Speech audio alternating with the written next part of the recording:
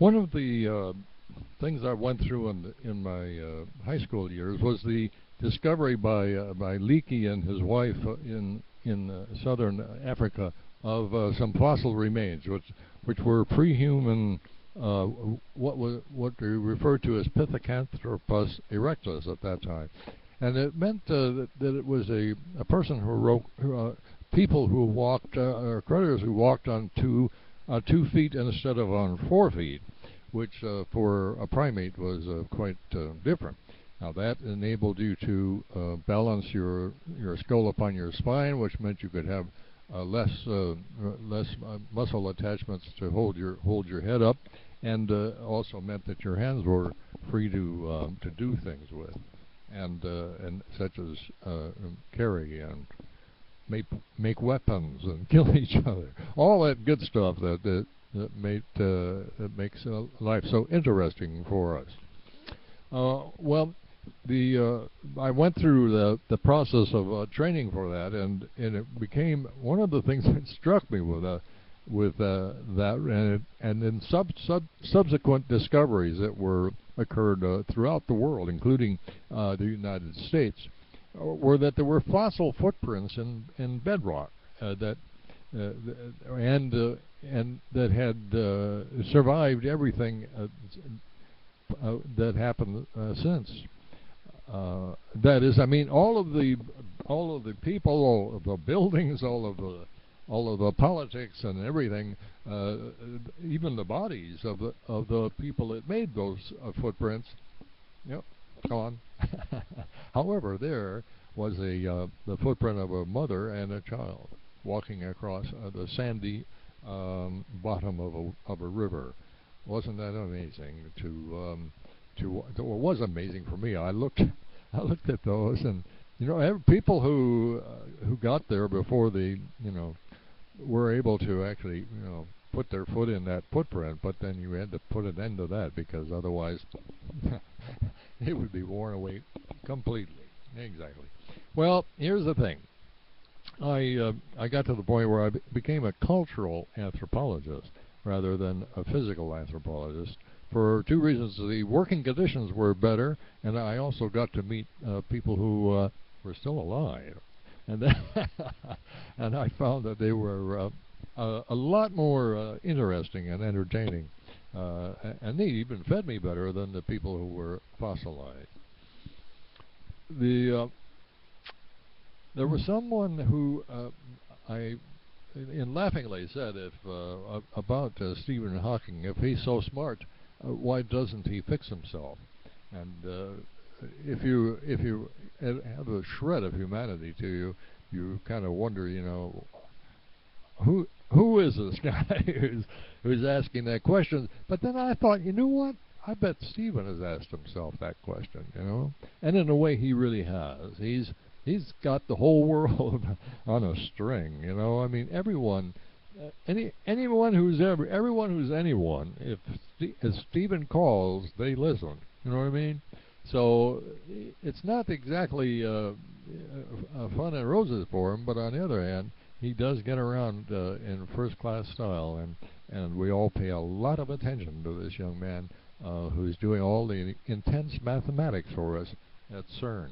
You can tweet him at CERN.org or at CERN, actually. The .org that's the website. Sorry about that. Well, here's the thing now. We can diverse into a career path that led into Southern California Native Americans, and their culture is still going on quite well. They've adapted a lot. They're hardly even noticeable that they were there.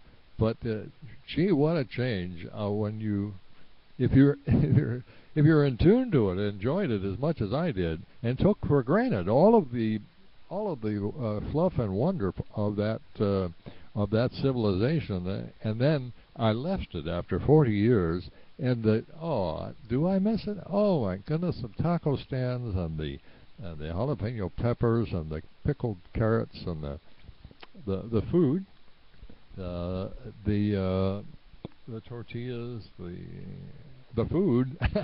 Yeah, there was more than that though. But yeah, the food and the architecture and the camaraderie and the tribal politics, the physical, stunning physical beauty of those people is just amazing, and I truly, truly loved them. I have a memento I carry on my hand here, of oh, there it is.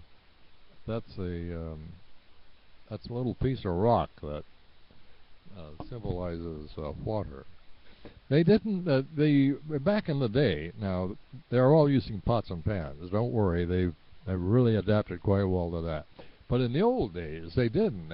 They wove baskets out of grasses, and they wove them so beautifully and so tightly together. There's a display of them at the Southwest Museum in southern Pasadena, California. If you really want to see the most incredible craftsmanship, they have the finest examples there at that museum.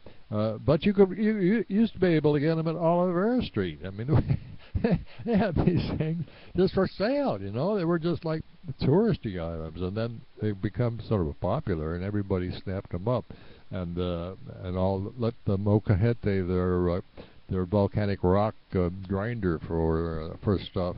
For food, actually, for both corn and also for pine nuts. They used to have pine nuts there. That's before the white guy came in and burned down all the trees and planted orange trees. But it was a good trade-off. And anyhow, and the acorns of Southern California. There were some most beautiful live oak trees in Southern California.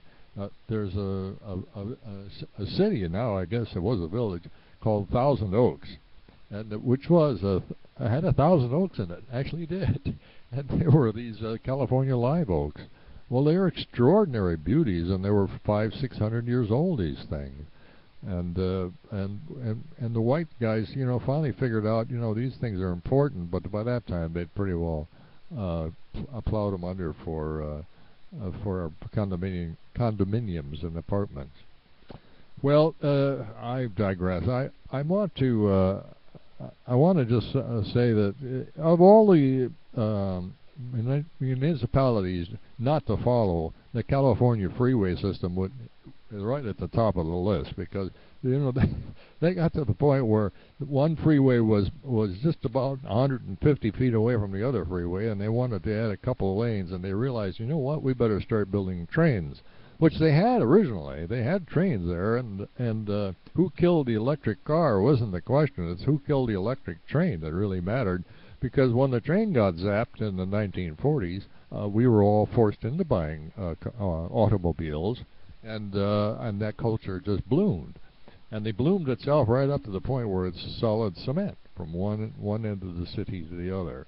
I commuted and drove around there, and I rode a bicycle through all of that. And I finally got to the point where I really didn't want to travel anymore. I lived at home, I worked at home, and I stayed at home, and all of that could go on around me. I had people who were driving 2 hours a day each way to work. And you know how far they went? 30 miles. Took them 2 hours to drive 30 miles. Twice a day. So that's 4 hours to drive 60 miles. And you shouldn't be able to do legally 60 miles in an hour, right? 4 hours, an hour. Let's see. What was wrong with that story? Freeways don't work. Oh, anyhow, your town's probably just building the best one that ever was, and you won't be going through all that. But believe me, you will. It's just a matter of time. As time has a way of coming around and giving you a kick in the butt.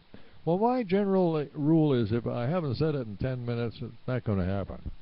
But I've said a bit here, so you can tune in on this if you want. I'll be doing it on a regular basis.